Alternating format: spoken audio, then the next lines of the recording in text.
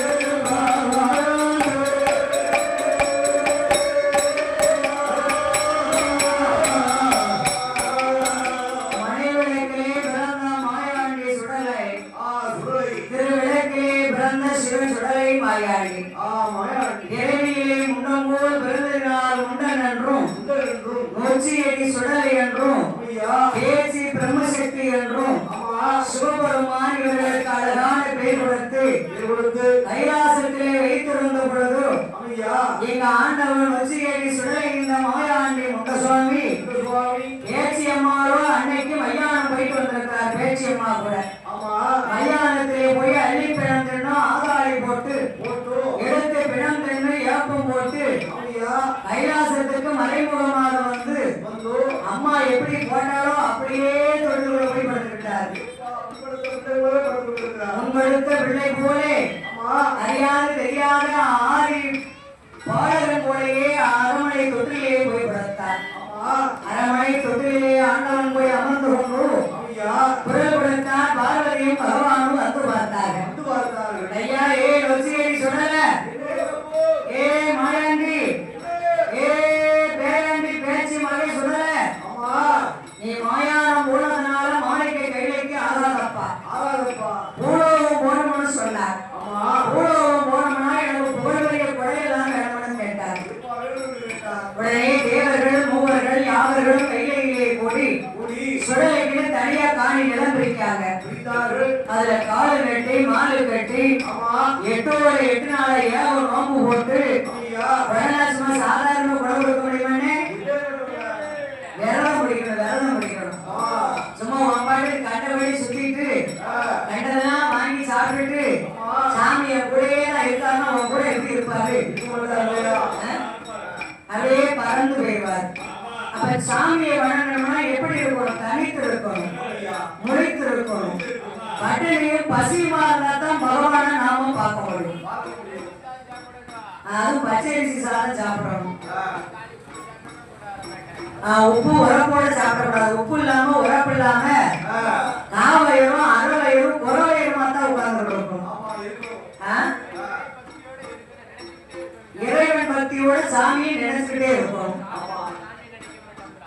சாப்பிட்டாம எப்படி சாமியாவும் வரும், தூக்கம் தான் வரும். அத மாதிரி ஒரு கொடை கொடைக்க கைலாசத்திலே கால நாட்டி நோம்பு போட்டு மண் குடைத்து பீடம் போட்டு மாயாண்டி என்று ஒரு பேரு, இதுல ஒரு பீடம் போட்டு இதுல முண்டசாமி ஒரு பேரு. ஏய் பேச்சி பிரம்ம சக்திக்கு மறுபீடம் நொச்சியடி சுடலை என்று ஐயாவுக்கு அழகான பீடங்களை அமைத்து பீடம் போட்டு மாயாண்டிக்கு கொடை கொடுக்கிறேன் என்று மாணிக்க கையிலே நின்றார். எப்ப எனக்கு சாதாரண குடம் கொடுத்தா நான் போக மாட்டேன், எனக்கு 7 பரன் போட்டு 7 பலிகள் எல்லாம் எனக்கு வேணும். பாலாறு ஒரு பரன் பாலுப்பந்தை ஒரு பரன், சூழாறு ஒரு பரன் சூழுப்பந்தை ஒரு பரன், கருங்கிடா செங்கிடா இந்த நொச்சியடி சுடலைக்கு எனக்கு கைலாசத்துல கணவனை கொடை வேணும். ஏய் உனக்கு கைலாசத்துல ஊட்டு கொடையா, ஒரு ஊட்டு அரிசி வாங்கி ஒரே வடப்பாக போட வேண்டும். அது மாத்திரமா மத்தியானம் மதிய கொடையில கல்யாணையும் விரைவு செய்ய கையை ஊட்டு நடக்க வேண்டும். என்ன நடக்கணும், கையை ஊட்டு நடக்க வேண்டும் என்று கேட்டார். கையை வெட்டி நாக்கு வெட்டி காளியம்மா தீர்த்த ரத்த பழி ரத்தமும் பழமுமா எனக்கு கொடுக்கணும். உன்னால கொடுக்க முடியுமா? முடியுமா? பார்த்தா தெரியல, தாத்தா சாப்பிடுறேன். அதனால கொடை கொடுப்போம் என்று சொல்லி ஏகோபமான சிறப்பெல்லாம் செய்கிறார்கள். வேடன் என்று குடி வைக்கிறார்கள். பார்வதியம்மா சொன்னா உங்க மகன் நொச்சியடி சுடலைக்கு கைலாசத்துல புறப்பட்டிருக்கீங்க. இந்த கொடைக்கு எங்க அண்ணன் கண்ணே வர வேண்டாமா தான்? கண்டிப்பா உங்க அண்ணன் வரணும். யார் வரணும்? கண்ணன் வரணும். அப்பதான் கைலாசத்துல கொடை கொடுத்தா நல்லா இருக்கும்னாரு. ஆப்பு கேட்டிருக்கீங்க, நோம்பு போட்டிருக்கீங்க. திடீர்னு உங்க மேல சாமி அள்ளி ஏறியும் உங்களுக்கு பிடிக்க மச்சினை வேணும்ல. மச்சினை துணை இருந்தா தான் மலையே பிழைக்கலாம். மச்சினை துணை இல்லைன்னா ஒரு காலம் முன்னேற முடியாது, ஒரு காலம் முன்னேற முடியாது. கெடுக்க நினைக்கணும். அதனால பாருங்க, மச்சனன் துணைவியம் என்று பார்வதியார் சொல்ல, பார்வதி நீங்க போய் சொல்லிடுவாங்க அண்ணன் கிட்டாரு. பார்வதி திருப்பார்கடலுக்கு வந்தா திருமாலையும் கோவாலையும் கூப்பிட்டார். அண்ணா கண்ணா, உங்க மருமையை மாயாண்டி சுடலை நொச்சியடி சுடலைக்கு மலைவளத்துல நம்ம உடைவிழா போட்டிருக்கோம். நேற்று வேலைக்கிழமை குடிய வச்சாச்சு. வெள்ளிக்கிழமை மத்தியான கொடைக்குள்ள ஏற்பாடு நடந்துகிட்டு இருக்கு. நீங்க இல்லாத கொடை ஒரு கொடை அண்ணே. அதனால உங்ககிட்ட சொல்லிட்டு போகணும். உங்க பார்வதி வந்தேன், நீங்க கொடைக்கு வந்துருக்கே அப்படின்னா எம்மா சுடலையா மாயாண்டியா முண்டனா அலையக்கும்பரம் தான் அடியலுக்கு போனார் பாவா. அவரை நான் பரீட்சை செய்தேன். அந்த பாவத்தை போக்க பாலகன் வர கேட்டேன். அந்த மகன் மையானம் போயிட்டு வந்திருக்கான், மையானம் போயிட்டு வந்திருக்கான். நீ மாயானம் போனதுனால இந்த மாணிக்க கையைக்கு நீ ஆகாதப்பா. தில்லை வனம் போனதுனால இந்த சிவ கையைக்கே ஆகாது. இறங்கி நீ போடுவோம் அப்படின்னு சொன்னோம். உடனே தான் போகணுட்டான். உடனே கொடைக்குள்ள ஏற்பாடுதான் நடக்குன்னு நீங்க மறவாது வந்துருங்க.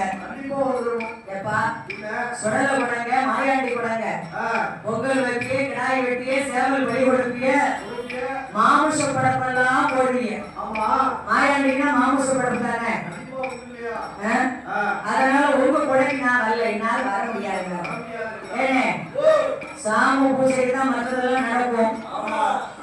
மூர்த்தி கருக்கல கரெக்டா 10 மணிக்கு சுவாமிக்கு அலங்காரல தீபாவளி நடக்கும். என்ன தீபாவளி? தீபாவளினா மாலை நம்ம மக்கள்லாம் நேமில மாலை வாங்கிக்கிறாங்க பத்தியா சுவாமிக்கு.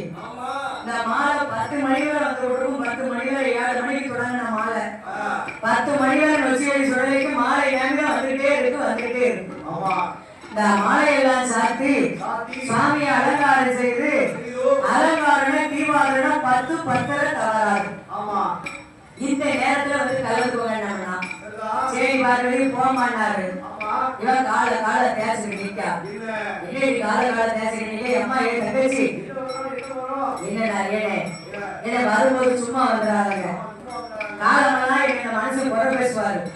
அதனால அவருக்கு ஒரு வேட்டி துண்டு எடுத்துக்கோங்க. சாமியாடுறவருக்கு அதான் இன்னைக்கு வேட்டி துண்டு எடுத்தாங்க மறக்காரங்க.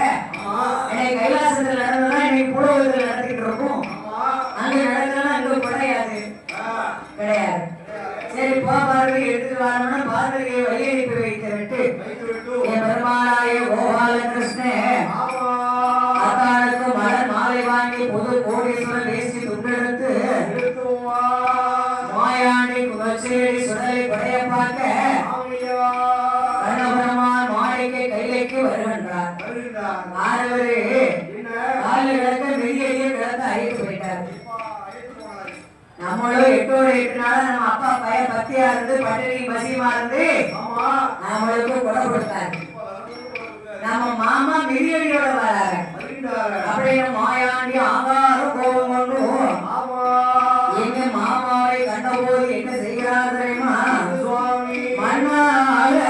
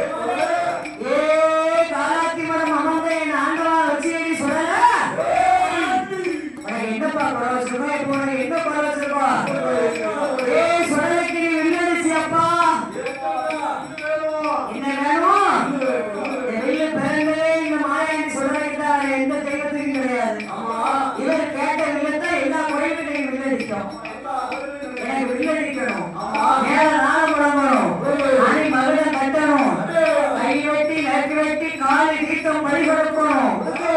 வாங்க வேணும், கொம்பு தப்பு வேணும், உழவு போடணும்.